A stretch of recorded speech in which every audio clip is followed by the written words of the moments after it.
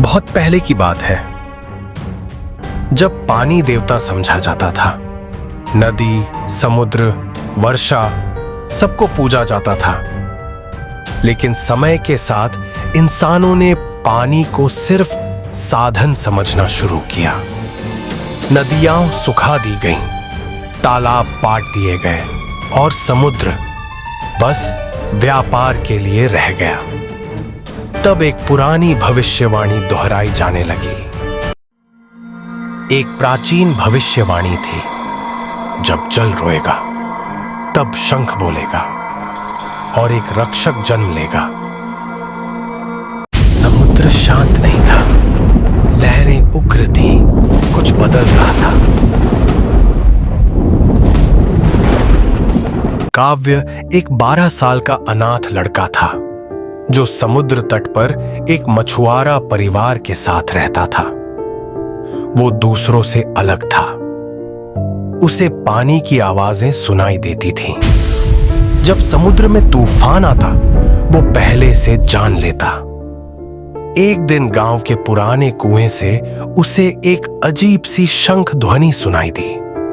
वो अंदर गया और वहां उसे मिला एक नीला चमकता हुआ शंख। उसे हाथ में लेते ही समुद्र शांत हो गया।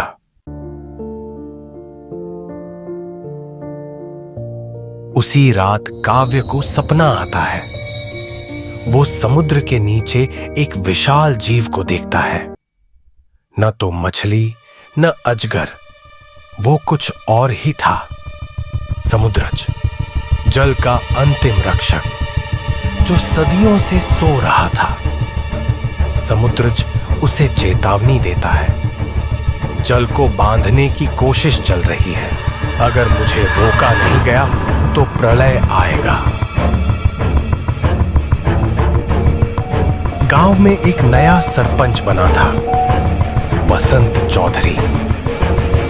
वो एक प्राचीन पांडुलिपि से जान चुका था कि अगर किसी को समुद्रज के पास का शंख मिल जाए तो वो जल को कैद कर सकता है।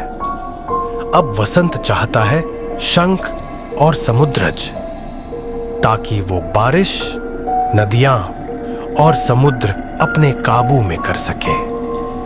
काव्य को झूठा ठहराया जाता है। लोग कहते हैं, ये लड़का पागल है, ये शंख अपशगुन है। काव्य अकेला पड़ जाता है, लेकिन पानी अब उसका साथी है।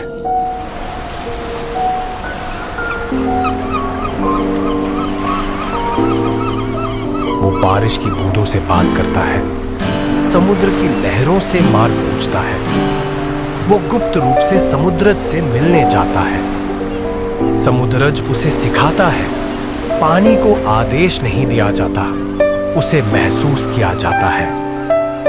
काव्य सीखता है जल नृत्य, तरंग पथ और मौन स्रोत वाणी। अब वो केवल शंखधारी नहीं, बल्कि जल संरक्षक है।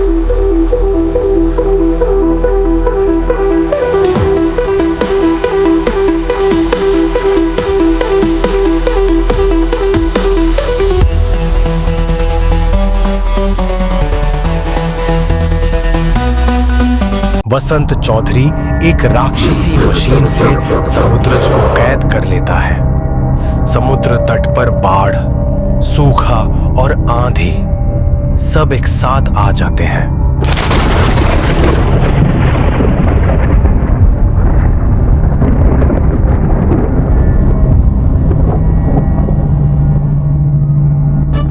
काव्य शंख बजाता है, पहली बार पूरी शक्ति से। शंख की ध्वनि सिर्फ सुनाई नहीं देती, वो जल को जागृत करती है। समुद्र लहर बनकर उठता है, वसंत बह जाता है, समुद्रज आजाद होता है। काव्य अब कोई बच्चा नहीं, पानी का रक्षक बन चुका है।